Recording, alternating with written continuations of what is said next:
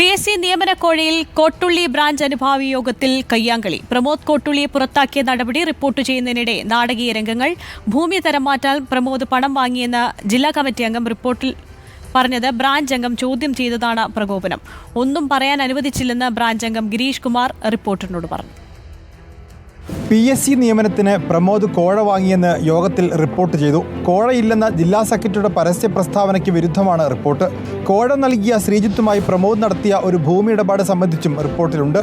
ശ്രീജിത്ത് വാങ്ങാനുദ്ദേശിച്ച ഭൂമി തരം മാറ്റുന്നതിന് പ്രമോദ് പണം വാങ്ങിയെന്നും പാർട്ടി റിപ്പോർട്ടിൽ ആരോപണം.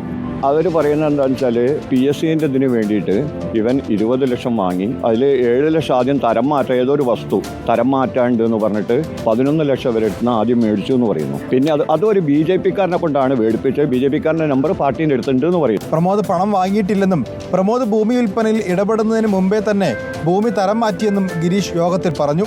ഈ സ്ഥലം എന്ന് പറയുന്നത് നമ്മളൊരു ഫാമിലി ഫ്രണ്ടിൻ്റെ. അപ്പോൾ അതിൻ്റെ ഡോക്യുമെന്റ്സ് ഞാനാണ് ഇവർക്ക് കൊടുത്തത്. അതിൻ്റെ തരം മാറ്റിയതൊക്കെ എൻ്റെ കയ്യിൽ തന്നെ ഇടും. ഈ 20 ലക്ഷം വാങ്ങിയത് അങ്ങനെയാണ് അതൊന്നും കാരണം ഇവർ വ്യക്തതകളൊന്നല്ല അവർ പറയുന്നത്. ഇവരെന്തൊക്കെയോ പറയുന്നു. എന്തിനാണ് പാർട്ടി അന്വേഷിച്ചത്? പോലീസ് അന്വേഷിച്ചാൽ കഴിഞ്ഞില്ല, എന്തിനു പാർട്ടി അന്വേഷിക്കണം? ഭൂമി തരം മാറ്റുന്നതിന് ശ്രീജിത്തിൽ നിന്ന് പ്രമോദ് 10 ലക്ഷം വാങ്ങി.